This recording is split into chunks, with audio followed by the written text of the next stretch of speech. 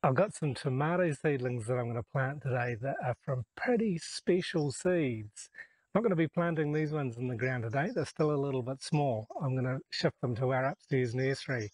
I planted some other seeds a few weeks earlier, and those seedlings are bigger and healthier, and they're ready to go into the ground.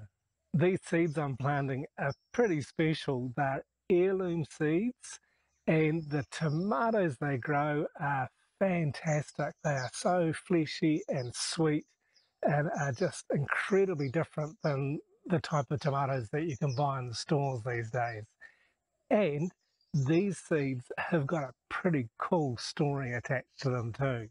So I'll go and grab the trays of those tomato plants that are ready to go into the ground and pop them in the garden. I've got a couple of trays of these seedlings that are ready to go in the ground, so I'm going to be planting them today.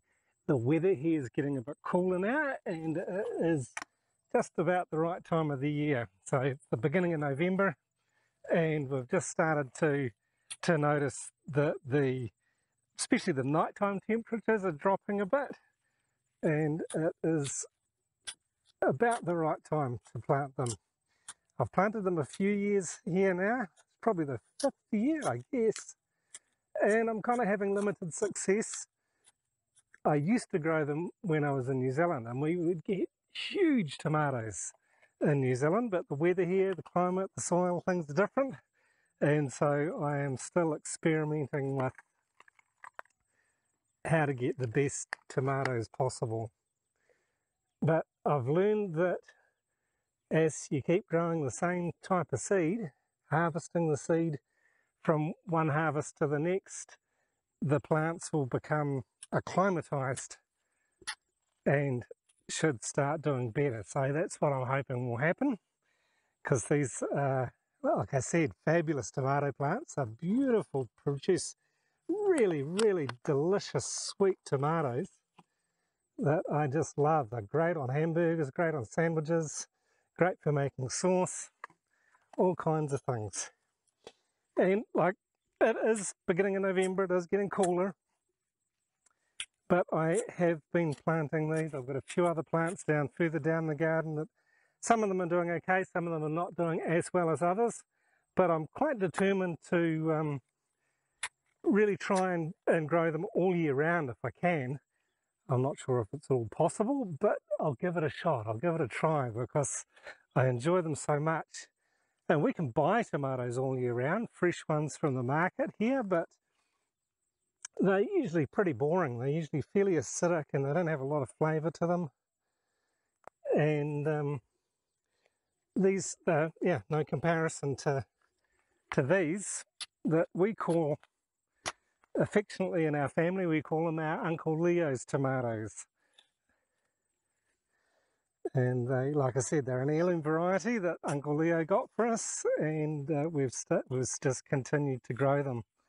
And when I was in New Zealand recently, one of my uncles, Uncle Michael, he's been growing them for a long time as well, and so he's given me some of his seeds. So it'll be interesting to see if there's a difference between the seeds that he's given me and how they fare, and the seeds that I've been harvesting from tomatoes that I've been growing in this garden for a number of years, just to see if they are more acclimatized than the other ones.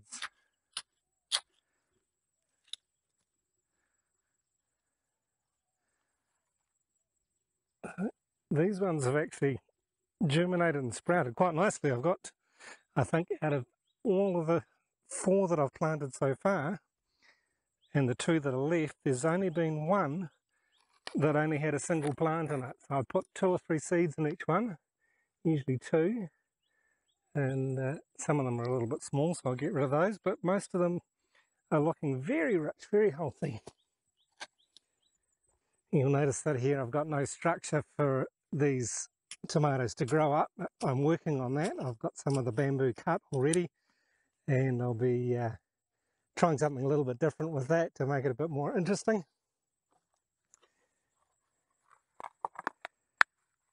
And probably set up something that's a permanent or semi-permanent for growing my tomatoes on in the same area. ideally I'll be able to move it around with me, but I'll see how I go. But these tomatoes, the Uncle Leo's tomatoes, the reason we call these Uncle Leo's tomatoes is because the original seed that these grew from, my great Uncle Leo, was a soldier in the New Zealand Army during World War II, and he was taken as a prisoner of war as he was in the area of the Monte Cassino. And at the end of the war, when Italy was liberated, he was then billeted with a family there, as a lot of New Zealand and Australian soldiers were, as they waited for transport to get back home. And so he spent 3 or 4 months living with a family in Italy and helped them do the gardening. And the original seeds that these tomatoes are grown from came back home with him in his pack from the garden that he had been working in Italy. And our family has been growing these in New Zealand ever since then, and now I'm growing them in Thailand. And I'm also giving the seeds away to friends and people who are interested. When I've got enough, I'm quite happy to share them, because it's just a wonderful thing to have tomatoes that are unmessed with. They have not been changed, they've not been altered. They are more challenging to grow. They can be a bit more susceptible to some disease or to some fungus, but they do produce the best tasting tomatoes. And not the most pretty tomatoes. They can come in some pretty weird shapes and sizes, but when they're good, they're absolutely fantastic. So the last season I grew some really good ones, but I'm going to keep trying. I'm going to keep growing them, see if I can grow them all year round. But certainly at this time of the year, November, coming through December, January, February, when it's cooler here, I hope that they will do better than in the rest of the year.